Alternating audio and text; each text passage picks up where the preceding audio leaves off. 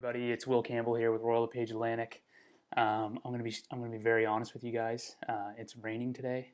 I had no appointments with clients today, so there was no way I was putting a suit on. So you're just gonna have to deal with it. This is how I dress day to day. So I'm back with another question and answer. The question I'm gonna go over today came in from Jeff Reeves. Jeff hit me with a bunch of good questions, so you're gonna hear his name come up quite a bit. So the question he asked was sorry, what expenses do agents typically have when it comes to listing a home? So every agent's different. One thing that not everyone knows, a lot of people do know, but not everyone knows about residential real estate agents is for the most part, we're all technically self-employed. So our businesses are run the way that we want to run them, even though we have guidelines that we need to follow that are, put in place by the real estate commission. We typically all do things the way that we want to do them, the way we best see fit.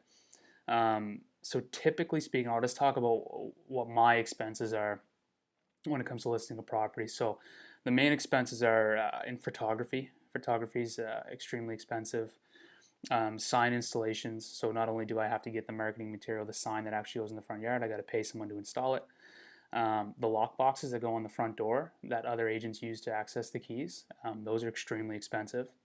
So I have to keep an inventory of those. Now, luckily, because I've listed quite a few homes in the past, I normally have some on hand, so it's not like every property I have to go get another one of those. I have a couple in my inventory. And then just your basic online advertising. So I put a lot of money into Facebook to promote and show off properties to potential buyers. But I'm going to break down kind of what my cost is for photography because that's where the bulk of my expenses come up. So typically, now not on every house, but let's just say again, we're dealing with a residential resale home here.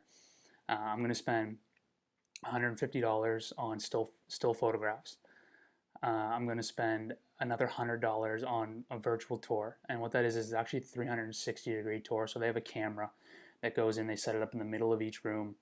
It spins around, does a 360 photo. It also laser measures the entire house, so it'll generate a floor plan for the house. It gives exact square footage. So that's another $100. And then I spend about another $150 on aerial video and photography. So if you tally all of that up, we're up to about $400. So quite a bit, but it's well worth it.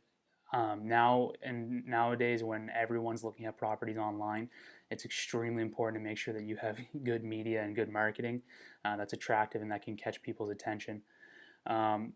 Tip of the week: if you're listing your property with an agent and they're coming in with their iPhone and taking photographs themselves to post online, and you're paying them a full fee, you should probably reconsider your choice.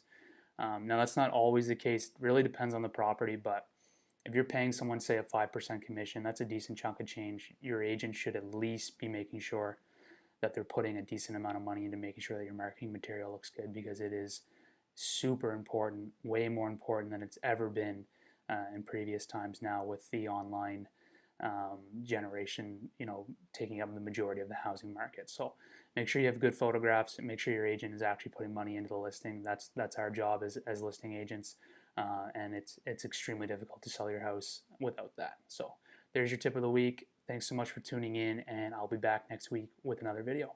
Thanks so much.